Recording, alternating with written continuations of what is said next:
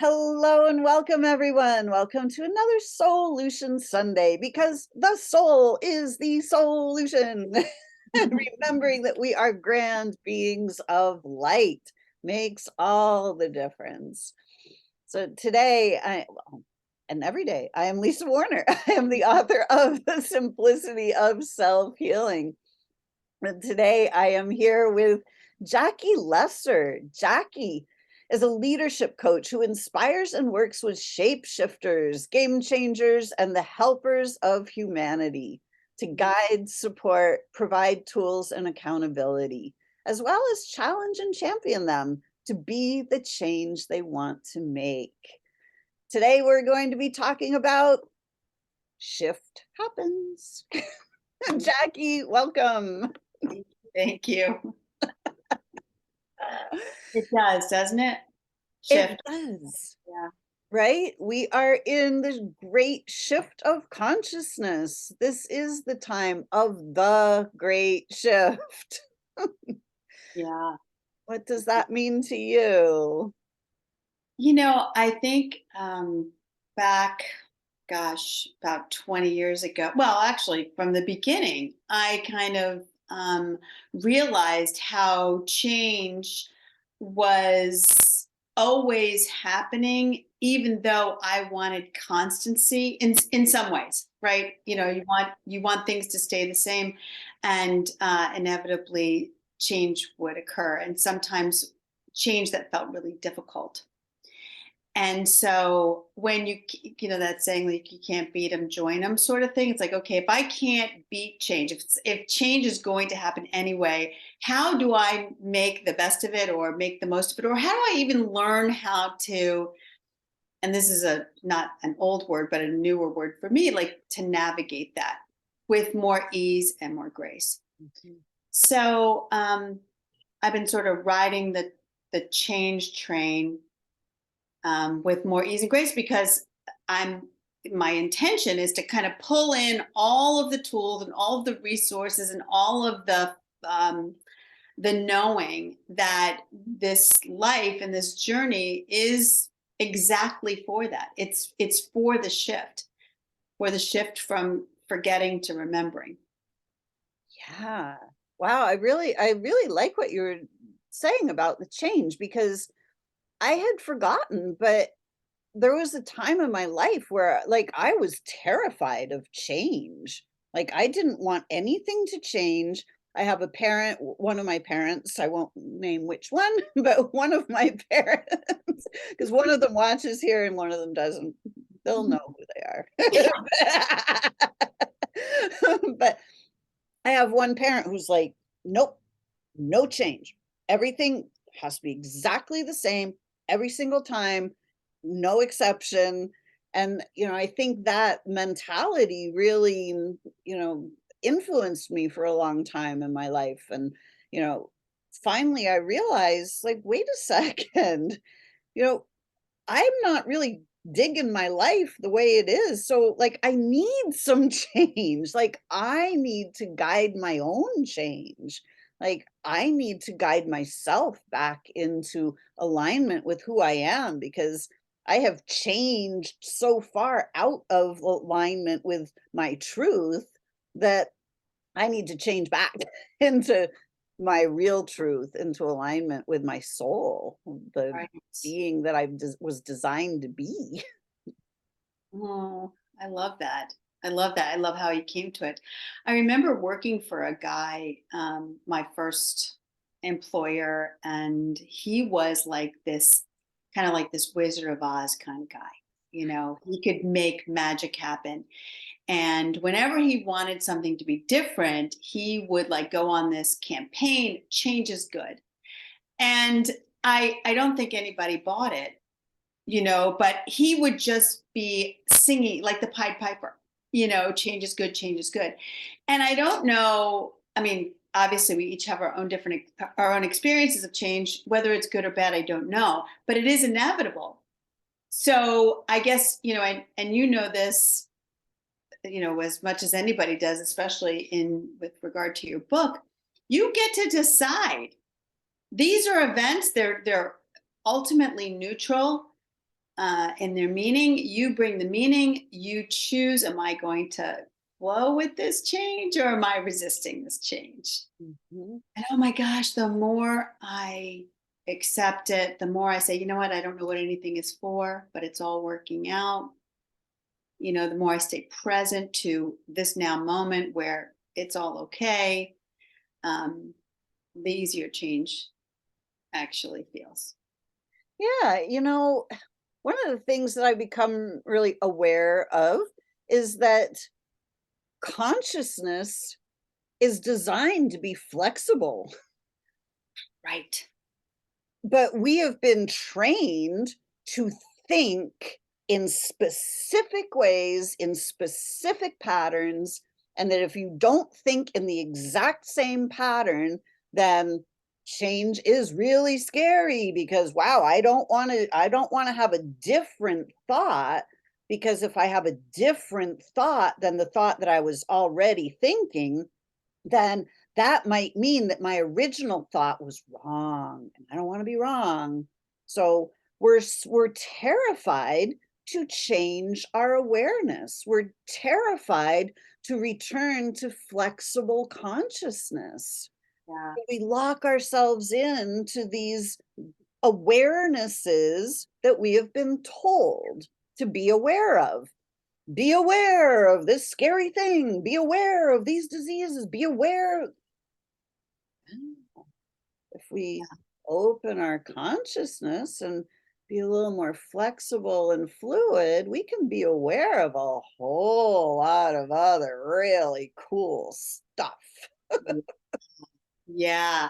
I remember, like literally remember, it was the early 2000s and the first time that I heard that we could actually choose our thoughts.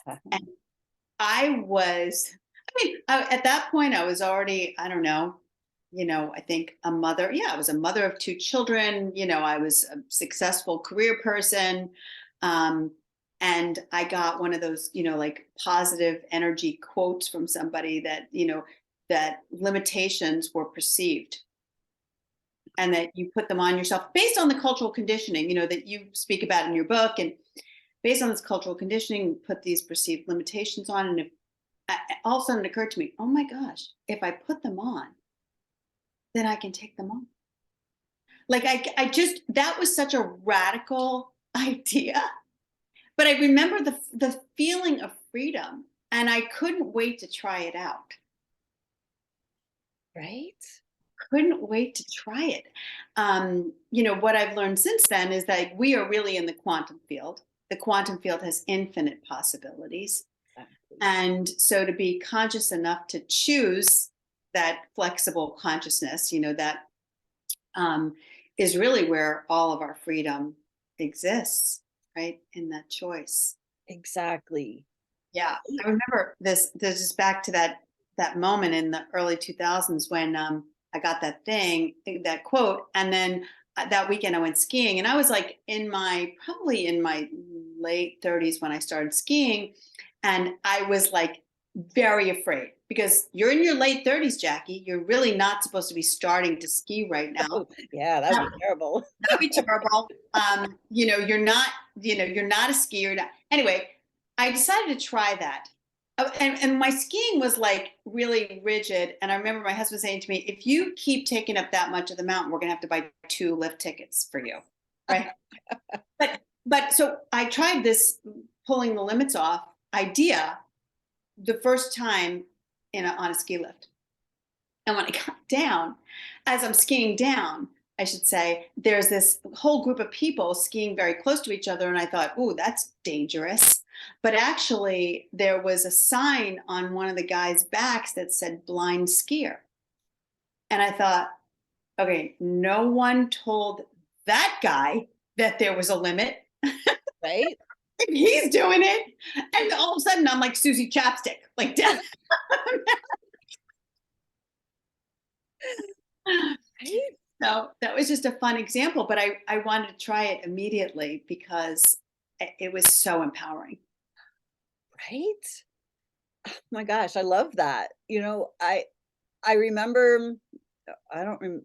I don't know what year is this. It wasn't probably too long after that, in the early 2000s as well, that I heard for the first time that you can think other people's thoughts.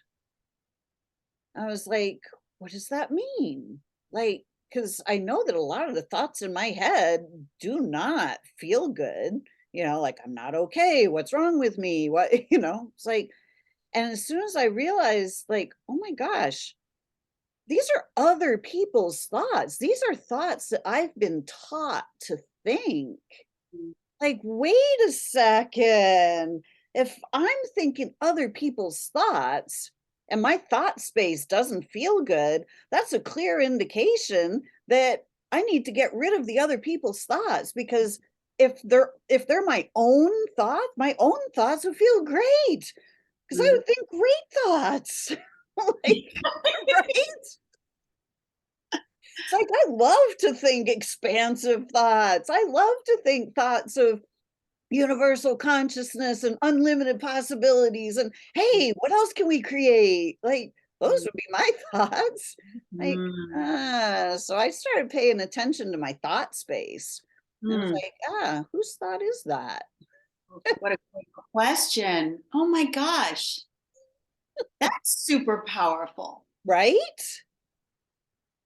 It's like, because then once I realized, like, all right, if my thought space is filled with other people's thoughts, then what about my energy field? Mm. My Mhm. energy field filled with other people's energy?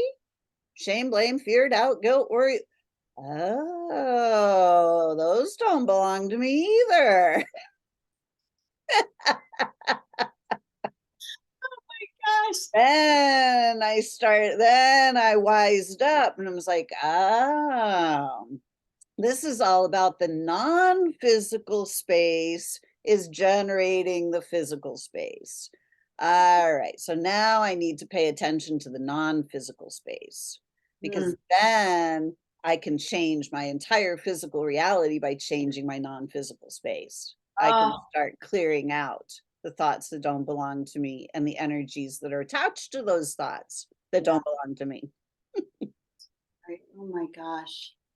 That, I mean, just I can feel like the exhale. Like, well, first it felt like this breath of like fresh air, and then there's this deep exhale of all the thoughts and all the energy that doesn't belong to me. Right? Wow. Yeah. So let's all just take a really let's all close our eyes. Take a really nice big deep breath and just exhale all the thoughts and energies that don't belong to us.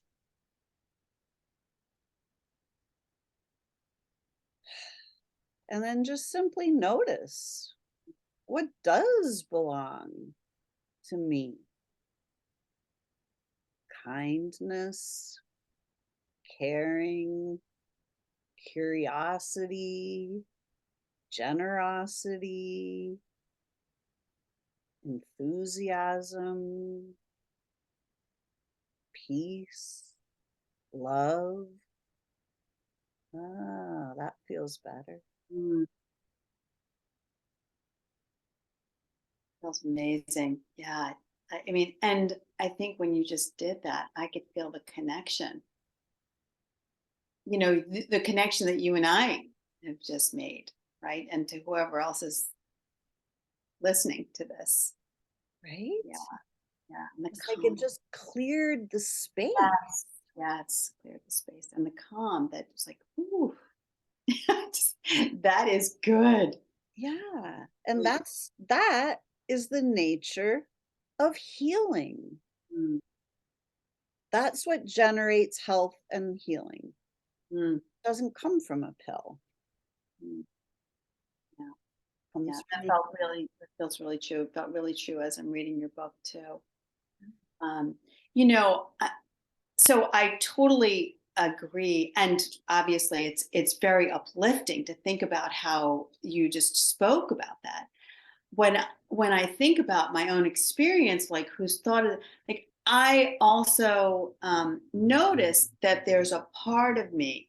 that has been conditioned by others, right? Like the part of me that's judging harshly, Yeah. the part of me that's that's not enough, or the part of, like, I can now, in that consciousness, I can identify that there are just parts of me that are experiencing um the the lower level vibrations. And um and I think when we're going through change, like, to circle back to the beginning of this conversation, when shift does happen, that isn't something that you imagined you would have consciously chosen, that the setup of, like, okay, so how do I get back in the driver's seat on this, right? um I know, so what you just did is a beautiful way. That's one way to get back in the driver's seat, like, oh, this is right, that I get to decide. I mean, another way that I've been working with for about 10 years is to take the part of me that's having the experience, let's say experiencing it negatively, and bring it back into the truth, bring it back into the embrace of the, what I would say is the capital S self, or the source. Um, and that has been really, really transformational for me in the way that I relate to everything else. Wow, say more about that. So, um, it started back in the it started back in like 2010-ish. Our daughter Lauren, and it's okay for me to share this because this is not, like, she's very willing for me to share the story. She was diagnosed with an eating disorder and taken out of school. She had anorexia. She was in relationship with anorexia, and taken out of school and brought to a rehab. Mm, And so all of this stuff, of course, happening to her, but also happening to me as the mom. right. The guilt, all the things, like, I have to fix this. I probably caused it. I have to fix. Anyway, and I realized that all of the guilt and the shame and the blame in the world wasn't going to help Lauren. And so I started to work with the parts of me that were feeling those things, and bringing them back into the truth of love, into the truth of the source that is I am.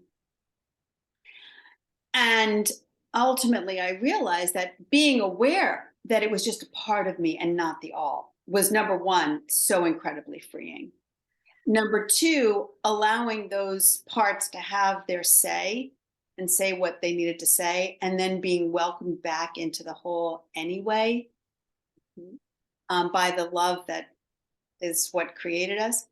Um, and then what would happen for me is I would shift, talk about shift, Mhm. my perspective, Yeah.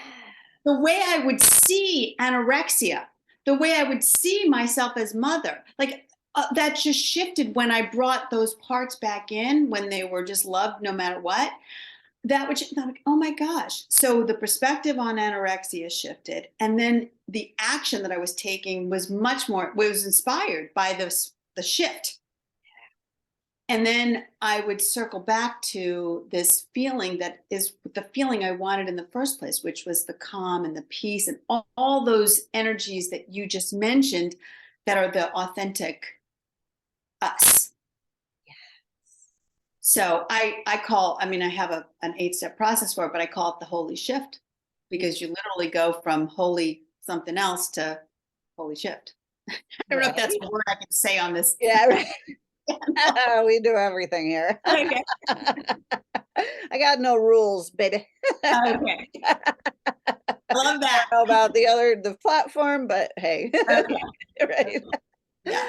Yeah. But yeah, we have been disconnected. We have been split down the middle basically by society, by all of the teaching and learning that we have been taught, these are the rules. This is how it is. This is what you have to do. This is how you have to fit in. This is how you have to be. And we get harshly judged by society, parents, teachers, peers, whatever. And then we start judging ourselves because, well, it feels better to judge ourselves than to be judged by somebody else. So then we take on these whole patterns and we end up splitting like right down the middle and we don't know who we are anymore. Yeah, that is really true. And their shoulds, like cultural shoulds, become our shoulds. And Right. then, the saying there that we're shitting all over ourselves. Exactly. Yeah, I also I find that what I'm really excited about also is that this new way of navigating in the world um, really requires that we get that sovereign. Do you know the sovereignty that you're talking about? Like, in order to navigate the what's next for me, or how do I manage this, what decision am I going to make over here, that level of sovereignty has to be present. Exactly. To realize that we live in a universe of infinite possibilities and that we are creators and we can choose any possibility. If we can imagine it, we can generate it. Mm. But we have just been given, here are the possibilities. This is what is. And you're just going to have to work within the boundaries of what is. And Yeah. then all the other possibilities go overlooked. We become unaware of the vast majority of the possibilities that are actually available to us. And we just work with what is. And then we find ourselves getting smaller and smaller and smaller. So we're looking at microscopes going, oh my God, there's the problem right there. Ruh-roh. It's so true. Oh my gosh. And just like, hearing you say that and talking to you about it, and looking at your background, I'm like in that field of like, I can do anything right now. Yeah, exactly. Oh, it's a And it great. comes from that sovereignty, just like you're talking about. It's like recognizing that we are creators and that we can choose anything for ourselves. That's where the sovereignty lies. Yeah. There's one thing that I know I spent a long time doing, which kept me from that sovereignty. And that's if there were parts of me that didn't belong, I would eject or reject those parts. Yeah. Mhm. And I think from experimenting and playing and working like in my lab with the Holy Shift for the last decade, all those all those players, bringing them all back into the embrace and feeling that level of sovereignty. It's like, you know of course you belong, of course you belong, of course you belong. We couldn't play here without you, we couldn't play here without you. And then in the wholeness and in the holiness, that's when I can feel that the truth of the possibilities. So I don't know, I think they might be correlated, like that feeling of wholeness and the realization of what you're talking about seems to coincide for me. Yeah. Because usually it's my in my awareness that the parts of us that we reject are actually the parts that are sovereign, that actually know better Mm. than what we've been taught. And it's that inner guidance is like, hey, I think we could do this. I'm like, no, can't I just remember I used to be a professional gardener for a while. And I just remember being out in the gardens and I would just have these conversations with myself and I'd be like, hey, wouldn't it be cool if we went and did this thing over here? That little inner voice would be like, hey, let's go do this. Let's try some. like, and the mind would go like, no, no, can't do that. We, no, we have to do this other thing because that's the way it is. And the little voice would go, okay, Right. and then later on, it'd be like, oh, I can't believe I didn't listen to that little voice. Like, now I'm in a pickle boat because I didn't listen. So it's like we reject all the that inner guidance and then just go with what we've been taught that's really, really loud. You know what the image I just got? I remember when my kids were little and I'd be talking to another grown up and the kid would be like tugging, my our son or daughter would be Yeah, tugging, like, mom, mom, mom, be like, shush, shush, shush, shush, shush, right? right? Like I think about now that I'm a grandmother, like as soon as my grandchild wants to say something to me, I'm gonna stop everything else. I'm gonna get down to that Right. little voice level and I'm gonna listen. It's important. Whatever they have to say is important, those little voices. Yes. And I love that because the children are the ones that are still most connected to source. They're the ones that actually hold all the wisdom because they are that open doorway to source itself. They haven't had all the conditioning yet. They haven't been told, here are the rules, this is the way it is, and this, you have to deal with this, and you have to do it this way because we said so. They're still going, hey, look at this butterfly. Like, wow. Oh, it's so true. And I remember one time I was reading Michael Singer's book, The Untethered Soul. And there was this moment in time where, Michael Singer was always saying, like, whatever comes, whatever shows up, that's just what is. And I thought to myself, what would happen if I listened to whatever inspiration came in as a small voice, right? So I decided that I would do that for a week. 1 week. It's not easy, by the way, Right? but it's so worth it Oh and boy. it's so delightful. I cannot tell you the countless miracles that occur when you listen to that. Even as scary as they were, like to do the thing that your just intuition just said. I mean, the one thing that came into my mind because I had wanted to do some speaking was to join a group of oh my gosh, I can't think of that group. They're famous, Oh, where you learn to speak, business international or whatever. something like that, Speakers right? Yeah, international or yeah. right. So that day, because it came into my mind, I said, "Oh shoot, you're gonna have to do it. Like that's the inspiration." So I'm like, "Well, I'll look up where it is." Well, it turns out it was around the corner. They were meeting Of like course. I could have walked there. Right. So so I was really upset. Ah, I had anyway on my car ride from my house to the place. I didn't walk. It was February.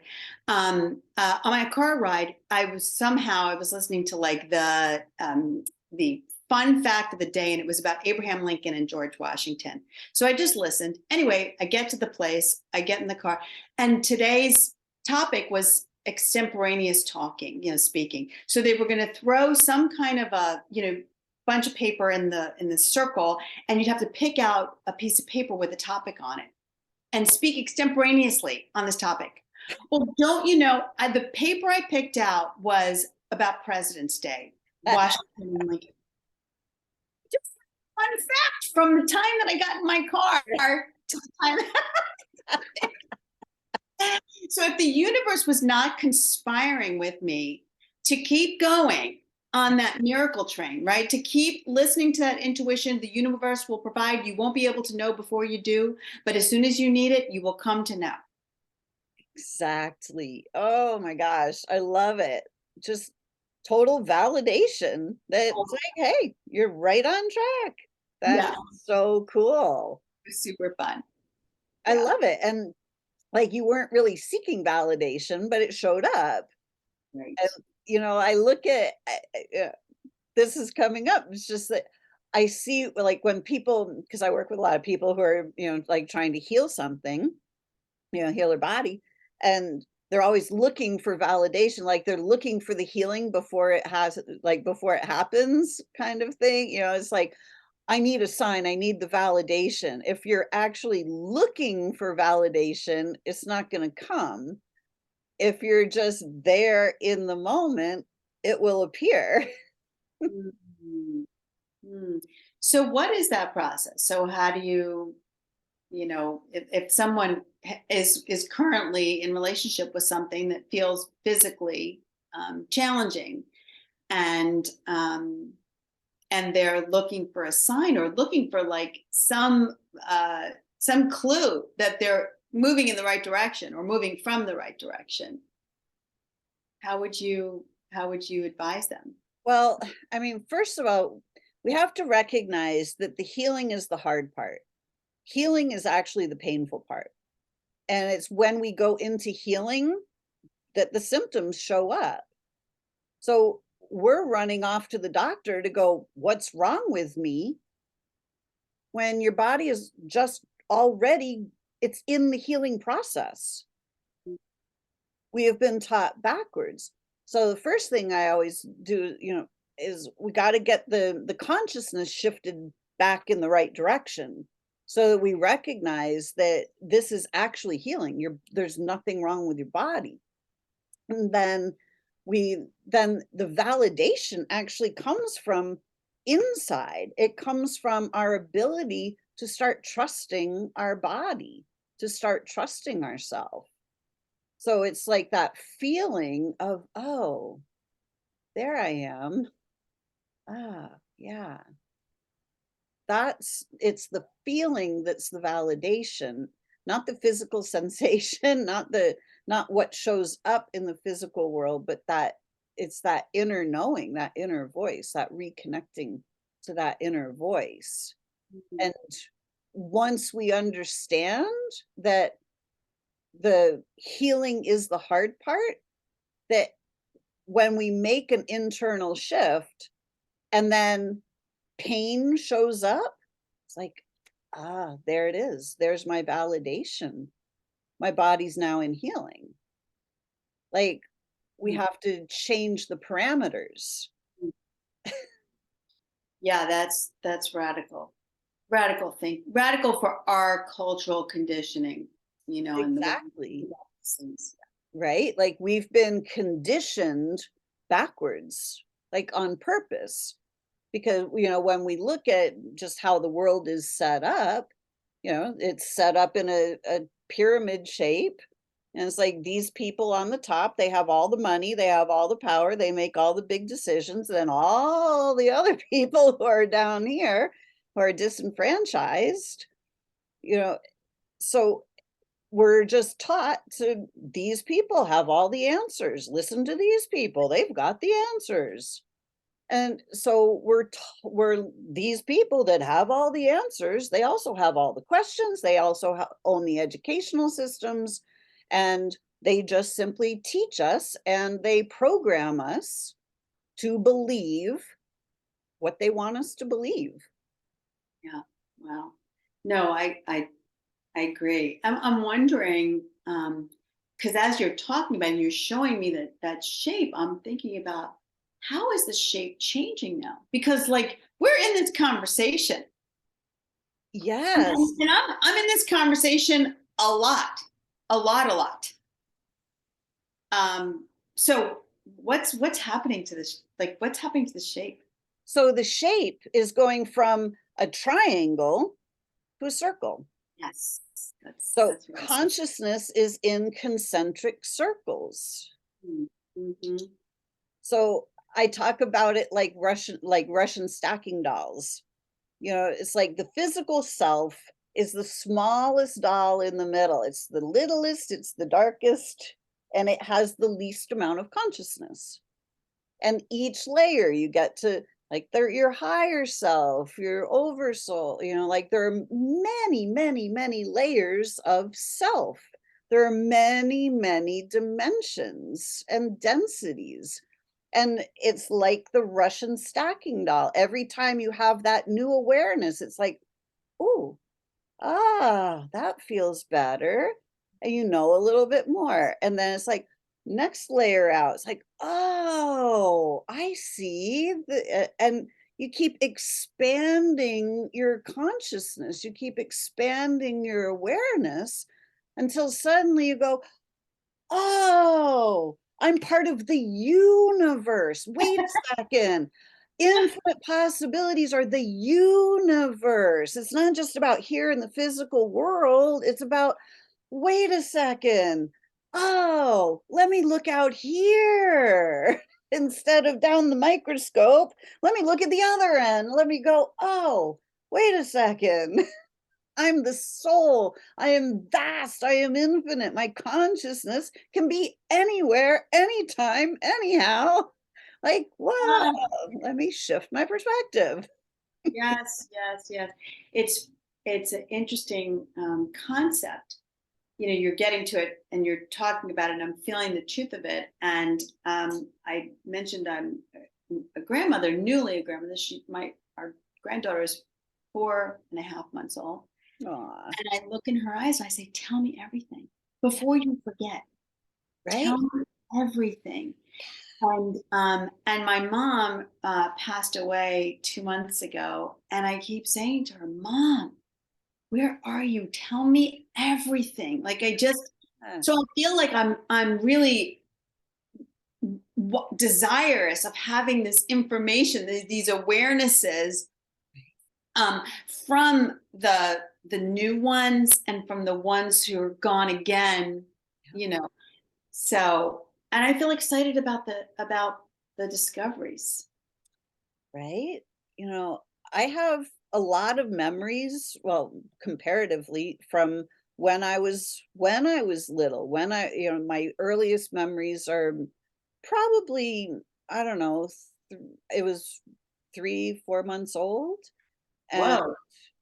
then, again, when I was like 2, I had a lot when I was 2, I knew a lot when I was 2. I would go to bed at night and I would just be an attention point floating in space, like in this space of unconditional love, this Mm, non-physical space. And I knew at that time that this is real. Like, this is what is. This is eternity. mm, This unconditional love and light is everywhere, every when. Like, this is what is. And from that space, I would look at Earth and I would go, this is not what they're doing there. And then I would wake up in my body the next day and go, I'm in prison. Like, people are fighting, there's wars, there's judgment there, and everybody's forgotten who they are. And I was like, I could see the amnesia. And it that was terrifying to me because people with amnesia, are pretty unpredictable. And so, you know, I have memories of having full consciousness when I was 2. Like, just direct source consciousness. So, but that trauma of, like, it's not safe for me to know what I know because the people who knew what I knew that came before me, didn't really bode well for them. So right. I knew that it wasn't safe at that time for me to know all of this stuff because everybody would just think I was insane, so I just shut down, like, I'll just go with the programming. But the point of all of this is that I truly believe that all children come in as the soul into the body and that they're fully connected to source. And Yeah. then we're educated out of our natural wisdom. Yeah. So it's so beautiful that you have this gorgeous granddaughter who can tell you everything and that you can encourage her to remember everything. Yeah. because she actually knows everything already. Like it's not about like being smart in the ways of the world, it's like having that direct connection to source to be able to trust her own inner knowing. So when, when an adult with the amnesia goes, "Hey, this is the way it is," and she goes, that she'll be able to trust that feeling and go, Yeah, no, that's not for me, thank you." Yesterday, Tuesdays are my day with my granddaughter, and yesterday I was getting her ready for a nap, and we're playing on the floor, and she looked at me with these eyes that brought tears to my own. They were so knowing. So I'm really, we're going to be each other's kind of companions. Oh, Yeah, I love stay tuned. that. Yeah.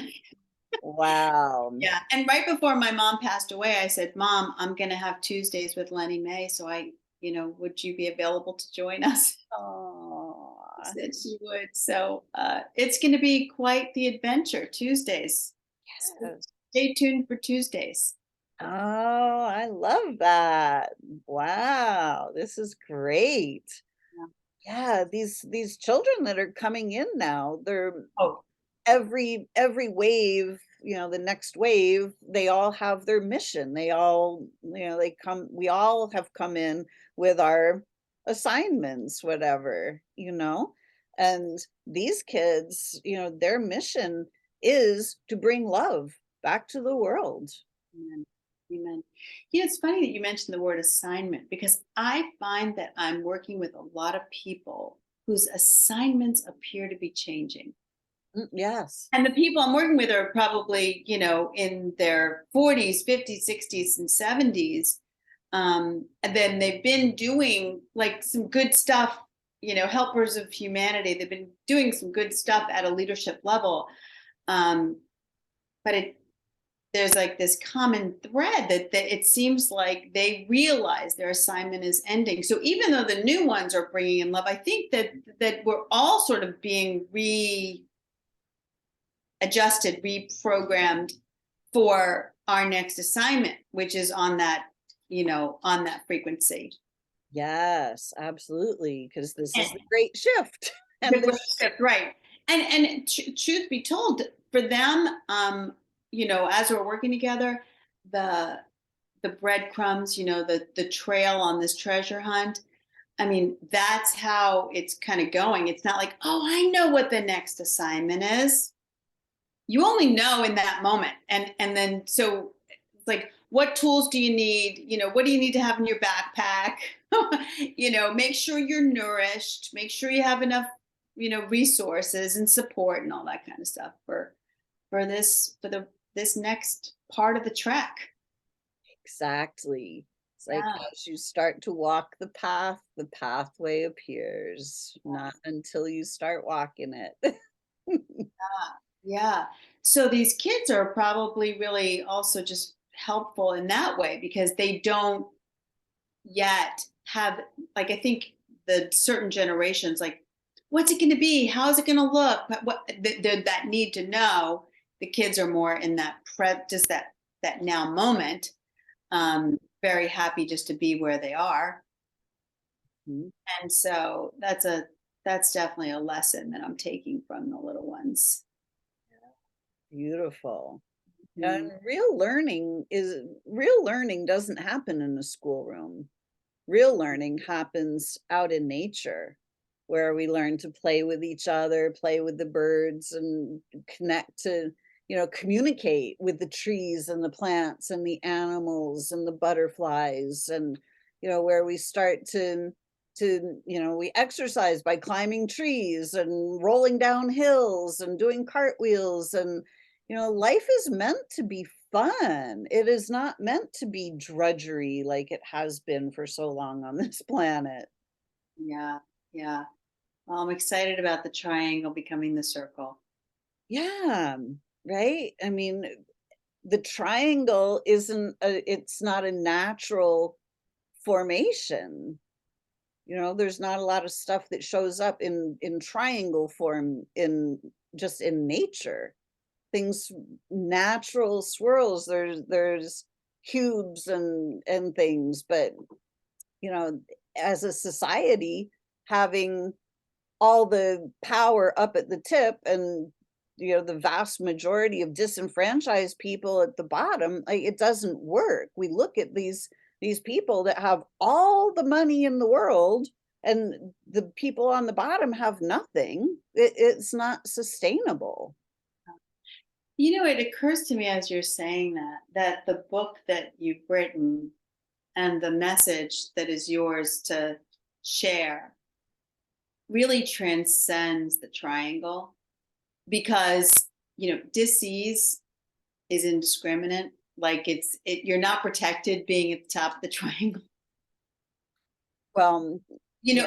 I'm just saying, like people wanting the healing, they live at the top, they live in the middle, they live in the, like, I think that would be a general human desire.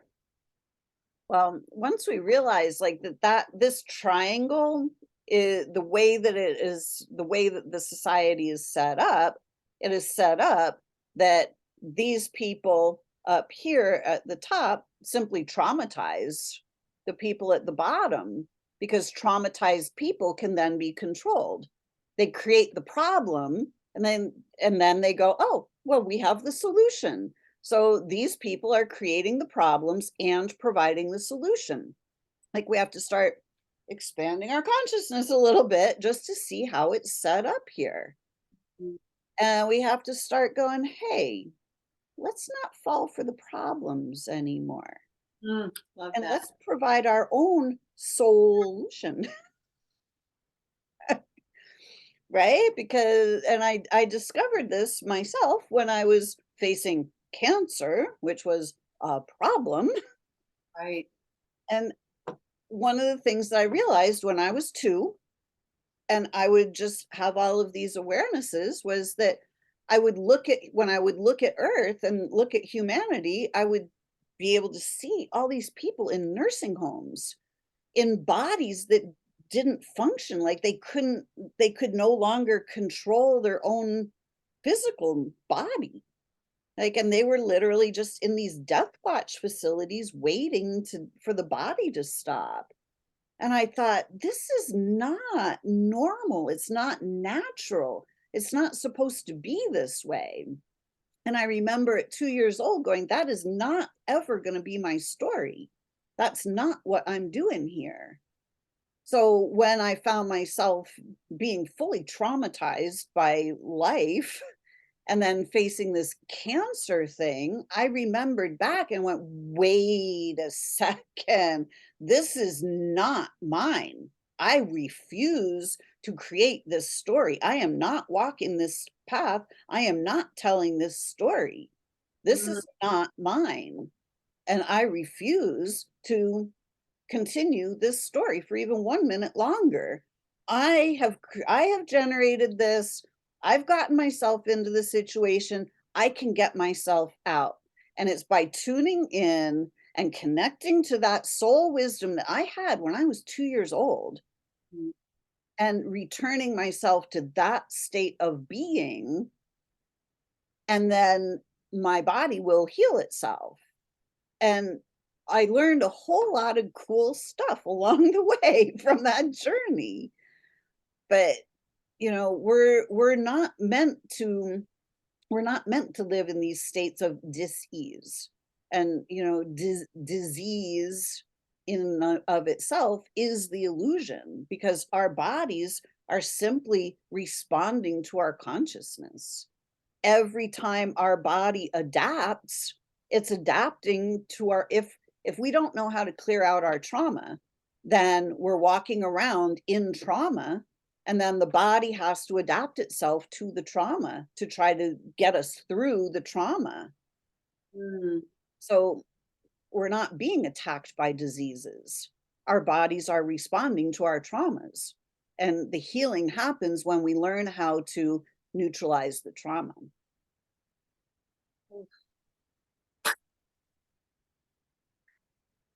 That is just, I love that world. right? where that's what's you want to go to talk to somebody about a diagnosis, or you want to go to somebody about a trauma. Let's go talk to somebody about neutralizing the trauma. Exactly.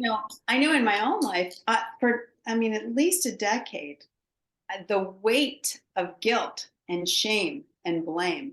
Whew, Yeah.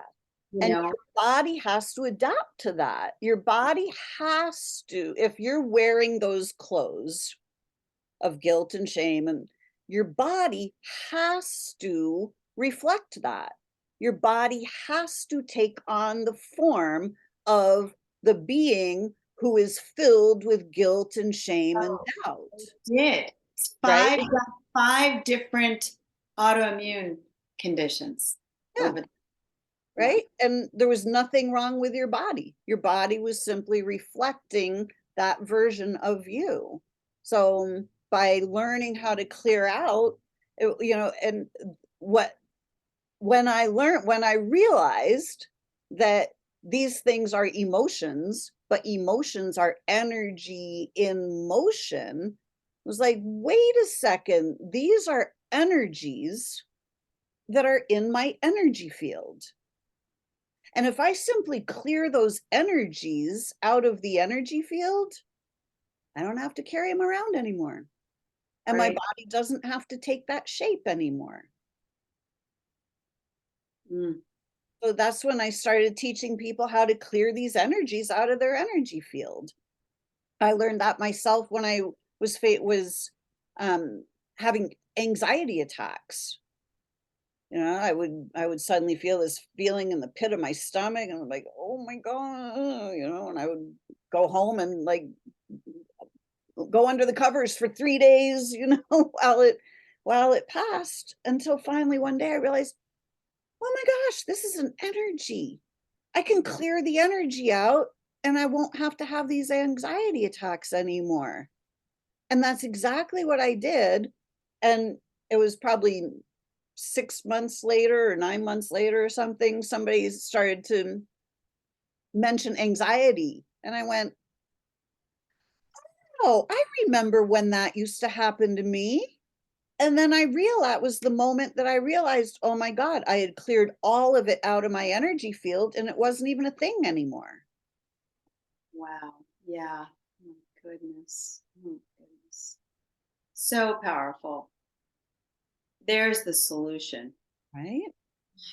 It's like healing doesn't come in a pill. It comes from learning how to manage our energy field. Yeah. Yeah. And just that message that you said about the kids, just like bring love into everything, and I'm not even talking about love as a feeling. I'm talking about love as the creative Yeah. energy that makes whatever is in resonance with the thoughts you're having, the beliefs that so um so anyway, this has been such a wonderful conversation. This So has been so healing. It has been such a great conversation. Oh my gosh, I'm so excited to have finally met you. We've only just connected. So, This is a miracle. yes. Oh my Another gosh. intuitive, just follow your intuition. Like that's what this was. So Right? Exactly. We didn't connect for Solution Sunday. We connected on a different topic. And then it's like, hey, here we are. I love it. So Jackie, tell us, how do you work with clients, and if any of your clients are listening to your future clients are listening to this, how do they reach out to you and connect with you? oh my gosh, that's a great question. So the way currently I've been working one-on-one with clients, I am going to this new phase. What's presenting itself is going to be workshops and large, small groups and sort of bigger groups. Going to be providing the roadmap, the guide. I'm calling it a playbook, actually, Right. for what's next for that journey into what's next. And people can reach me at jlesser@creatingimpact.net. Creating Impact is the website. There's also a website called jackielesser.com, which has a little bit more of the holy shift and what I was referring to, which is actually going to be a pretty big part of the work that I do moving forward. So, yeah, it's like super excited. It's really, really fun to be in this place of realizing you don't know you don't have to know anything. You just have to be open to everything. Yes. Oh, I love that. Yeah, because we've just been taught what we need to know, and it's pretty much not what we need to know. And then Yeah, when we open up and realize that everything is possible, right, we are right. infinite beings, unlimited beings. Mm. And so be it, and so it is. And I just in our my prayer is that more and more we come to realize the truth of that. Exactly. I mean, this is the time foretold on this planet. We are in the midst of the great shift. So the shift has already occurred. We have already shifted from the dark to the light. And now we're just going to be seeing how that all plays out as we start to return to love and we start to return to our natural state of being Mm. curious and capable and confident and connected and all of those beautiful things that we are, and clearing out all of these fears and doubts and guilts and shames that never belonged to us in the first place. Yes, yes. Thank you.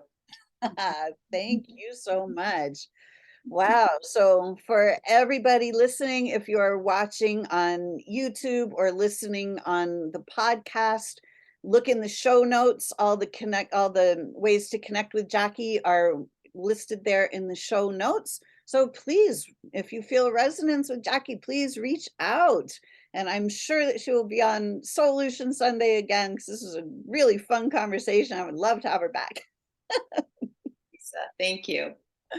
Thank you so much, Jackie. Thank you, everybody, for listening today. Again, I'm Lisa Warner. I am the author of The Simplicity of Self Healing, and also featured in the new documentary that's coming out on July 8th called The Inside Effects.com, or well, go to the insideeffects.com and you will find out how you can view the inside effects, how the body heals itself, on live streaming on your home device.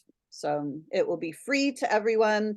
It's a labor of love by Keith Leon, who really had some major shifts himself by talking to me and another gal, and just wanted other people to know that you can heal everything, anything you choose. So please keep an eye out for the inside effects. So, Jackie, thank you so much for such a great conversation. I can't wait to have you back again. Forward to it. All right, everyone, thank you so much for watching today. Until next week, create for yourselves a great week. Bye for now.